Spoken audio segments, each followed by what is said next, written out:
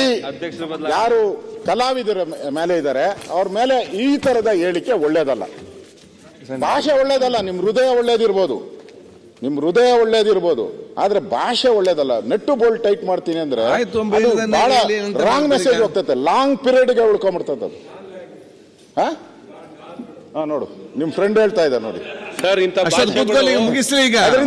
ಭಾಷೆಗಳು ತಮಿಳುನಾಡು, ಆಂಧ್ರ ಪ್ರದೇಶ, ತೆಲಂಗಾಣ, ಕರ್ನಾಟಕದ ಬಗ್ಗೆ ಮಾತಾಡಿ.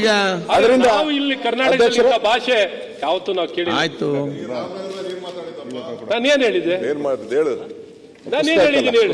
ಯಾವ್ದೋ ಗಂಡು ಅಂತ ತಾಕತ್ತಿದ್ರೆ ಕೆಲಸ ಮಾಡಿ ತೋರಿಸಿ ಅಂತ ಹೇಳಿದ್ದು.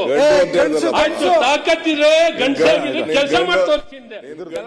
ಒಂದು ಆಫೀಸ್ ಮಾಡಕ್ಕಲ್ಲ ನಿನ್ ಕೈಲಿ ಮಾತಾಡ್ಬೇಡ. ಯಾವ ಆಫೀಸ್ ಮಾಡಕ್ಕಾಗಿರ್ಲಿಲ್ಲ? ಪಾರ್ಟಿ ಆಫೀಸ್ ಮಾಡಕ್ಕಲ್ಲ. ಯಾವ ಪಾರ್ಟಿ ಆಫೀಸ್? ನಮ್ಮ ಇಡೀ ಜಿಲ್ಲೆಯಲ್ಲಿ ಇವತ್ತು ನೀವೇನ್ ಕೆಲಸ ಮಾಡಿದ್ರೆ ನಾನೇನ್ ಮಾಡಿದಿರ ಬೇಕಾದ್ರೆ ಮಾತಾಡೋಣ ಸರ್. ಆಯ್ತು, ಮತ್ತೆ ಮಾತಾಡೋಣ. ರಾಜೀವ್ ಗಾಂಧಿ ಯೂನಿವರ್ಸಿಟಿನಿಂದ ಹಿಡಿದಾಗ್ಲಿ ರಾಮನಗರದಲ್ಲಿ ಒಂದು ಕ್ಯಾಂಪಸ್ ಇರಲಿಲ್ಲ. ಅಲ್ಲಿ PG ಸೆಂಟರ್ ಯಾವ ಪರಿಸ್ಥಿತಿನಲ್ಲಿದೆ ಅಂತ ನಿಮ್ಗೆ ಗೊತ್ತಿತ್ತು. ಇವತ್ತು ಆಸ್ಪತ್ರೆ ಯಾವ ಪರಿಸ್ಥಿತಿಗೆ, ಒಂದು ICU ಇರಲಿಲ್ಲ ಅಂತ ಗೊತ್ತು.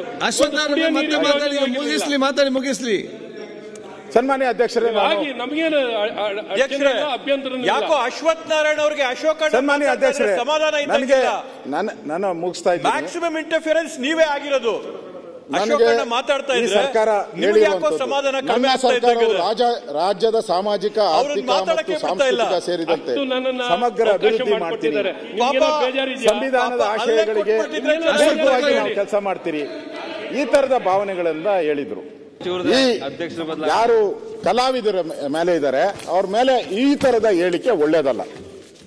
ಭಾಷೆ ಒಳ್ಳೇದಲ್ಲ, ನಿಮ್ ಹೃದಯ ಒಳ್ಳೇದಿರ್ಬೋದು, ಆದ್ರೆ ಭಾಷೆ ಒಳ್ಳೇದಲ್ಲ. ನೆಟ್ಟು ಬೋಲ್ಡ್ ಟೈಟ್ ಮಾಡ್ತೀನಿ ಅಂದ್ರೆ ಬಹಳ ರಾಂಗ್ ಮೆಸೇಜ್ ಹೋಗ್ತದೆ, ಲಾಂಗ್ ಪೀರಿಯಡ್ಗೆ ಉಳ್ಕೊಂಡ್ಬಿಡ್ತದೆ ಅದು. ನೋಡು ನಿಮ್ ಫ್ರೆಂಡ್ ಹೇಳ್ತಾ ಇದ್ದಾರೆ ನೋಡಿ ಸರ್, ಇಂಥ ಭಾಷೆಗಳು ತಮಿಳುನಾಡು, ಆಂಧ್ರ ಪ್ರದೇಶ, ತೆಲಂಗಾಣ, ಕರ್ನಾಟಕದ ಬಗ್ಗೆ ಮಾತಾಡಿ. ಅದರಿಂದ ಇಲ್ಲಿ ಕರ್ನಾಟಕದ ಭಾಷೆ ಯಾವತ್ತೂ ನಾವು ಕೇಳಿ. ಆಯ್ತು, ನಾನೇನ್ ಹೇಳಿದ್ದೆ? ನಾನೇನ್ ಹೇಳಿದ್ದೀನಿ ಹೇಳಿ? ಯಾವ್ದೋ ಗಂಡು ಅಂತ ತಾಕತ್ತಿದ್ರೆ ಕೆಲಸ ಮಾಡಿ ತೋರಿಸಿ ಅಂತ ಹೇಳಿದ್ದು. ಆಯ್ತು, ತಾಕತ್ತಿದ್ರೆ ಗಂಡಸಾಗಿದ್ರೆ ಕೆಲಸ ಮಾಡಿ ತೋರಿಸಿ.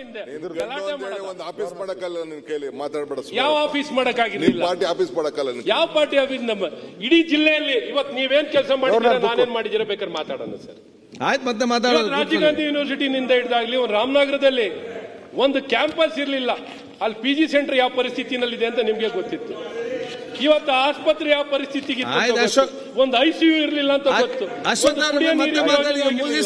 ಮುಗಿಸ್ಲಿ ಸನ್ಮಾನ್ಯ ಅಧ್ಯಕ್ಷರೇ, ನಮಗೇನು ಅಭ್ಯಂತರ. ಯಾಕೋ ಅಶ್ವಥ್ ನಾರಾಯಣ ಅವರಿಗೆ ಅಶೋಕ ಸನ್ಮಾನ್ಯ ಅಧ್ಯಕ್ಷರೇ ಸಮಾಧಾನ ನಾನು ಮುಗಿಸ್ತಾ ಇದ್ದೀನಿ. ಮ್ಯಾಕ್ಸಿಮಮ್ ಇಂಟರ್ಫಿಯರೆನ್ಸ್ ನೀವೇ ಆಗಿರೋದು.